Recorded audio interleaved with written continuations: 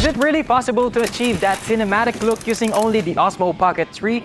Well, yes, there's your answer. But the question is, how? If you're interested, you keep watching because I'm going to show you all the necessary settings that you might need to change in order to achieve that cinematic look. But before we move any further, please hit that subscribe button and that notification bell icon so you won't miss any single uploads from my channel. Now I gotta be honest, the standard footage from the Osmo Pocket 3 isn't bad at all. As you could see from my previous vlog, which you can watch right here, or I put the link in the description down below. But here's the fact, if you're purely going to film on the standard profile, you won't be able to maximize the capabilities of the Osmo Pocket 3. Like I've always said, we gotta take advantage of that 1-inch sensor in this camera. Basically, my point here is when it comes to camera sensors, size matters. And now let's move on to the more technical part, the settings. Now I'll be showing you the settings that you need to make your footage look more cinematic. Okay, so first off, there's this rule in filmmaking called the 180-degree shutter rule, which means that your shutter speeds should be double your frame rate. But a quick disclaimer that with the Osmo Pocket 3, you cannot set your ISO to a single number. What we have here is that there are several ISO ranges. Basically, higher ISO means brighter image, but a lot noisier, so we must keep it at a low to mid range. I typically set mine to 50 to 800, but if you are outside, you can set your ISO to 50 to 100. So let's go back to the shutter rule. We'll do some basic math here. Right now we are at 4K 24 FPS. So that's 24 multiplied by 2 is equal to 48. But we don't have 1/48 of a second on this camera. So we round that up to 1/50th of a second. So you may be wondering, why are we filming in 24 FPS? First off, this is the Hollywood standard. And second,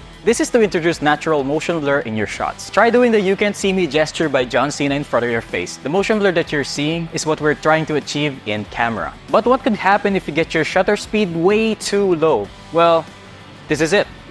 Your footage will look like hot garbage. And speaking of hot garbage, that's what your feet could smell and feel like if you're wearing cotton and polyester socks. Thankfully, we have Camel City Mill lightweight wool work socks. Now, these socks are made with 53% Ironside merino wool, which means they are 35% better at wicking sweat compared to polyester and cotton socks. Honestly, when I'm wearing these socks, I don't have to use any foot powder. I live in a tropical country and the weather here is not boot friendly. But the Camel City Mill lightweight wool work socks solve that problem for me. And the best part is they offer a 10-year durability guarantee. So if you get a tear or hole in your socks in the next 10 years, just ship them back and they will give you new ones for free. So if you want these socks, check my link in the description so you can get 10% off your first purchase. Now let's move on to the problems that these settings might cause. With the Osmo Pocket 3, you can't really set your aperture manually, unlike in professional lenses and cameras. So the settings we tackled earlier could lead to results like this. Everything in this shot is just overexposed, which is not ideal. Even the dynamic range of the Osmo Pocket cannot recover all these blown out highlights. So the solution for this problem is by using one of these. So these are called ND filters. Basically, these are like sunglasses for your lenses. So you can achieve that proper exposure while maintaining your camera settings. So let's see that same clip from the Pocket 3, and now we apply the magnetic ND filter. Instantly,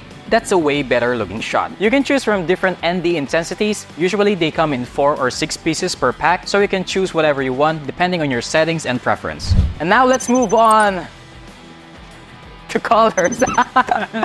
So if you applied all those settings that I mentioned earlier, you're ready to shoot your cinematic video. But if you want to take it up a notch, then keep watching because we're going to talk about the log profile. Basically on the DJI Osmo Pocket, it is called the D-Log-M. Now, if you're new to filmmaking, you might not know the purpose of D-Log-M, or basically a log profile. The purpose of a log profile is to maximize the dynamic range of your camera sensor. That's why you're seeing this very flat image. Like I mentioned about the 1-inch sensor about the Osmo Pocket is that it can capture a high dynamic range, and that can capture the details in the brightest and the darkest parts of the image. So you can recover that in post. And log profile also saves your image from falling apart, because when your image falls apart when color grading, your footage could look messy and unprofessional. Now here's that same side-by-side clip from earlier, but with the D-Log-M color graded. Which clip do you think has the more cinematic look?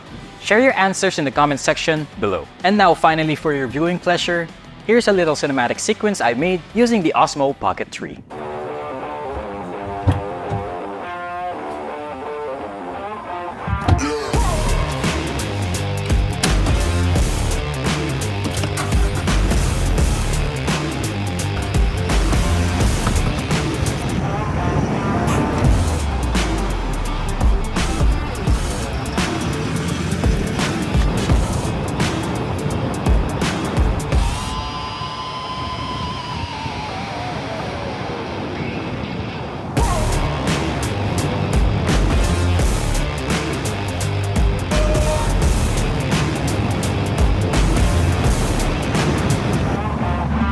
is it. Hopefully I was able to answer your questions about the capabilities and how-tos about the Osmo Pocket 3. But if you have more questions, please leave them in the comments down below. Special thanks to my bros Sam and Ken for helping me shoot this video, and of course to my boss William for helping me become a better writer and storyteller. Anyways, that is it for me today, and I hope you enjoyed this video, and if you did, please give it a like and don't forget to subscribe to my channel. I'll see you all next time.